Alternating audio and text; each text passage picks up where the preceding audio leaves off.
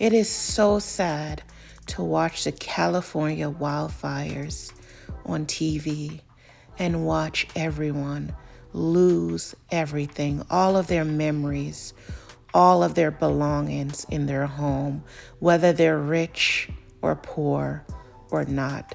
The fire have devastated many lives and is truly sad.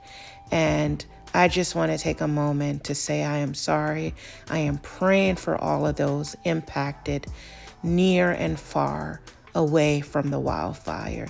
I thank all of the firefighters, all of the volunteers who have risked their lives to save others.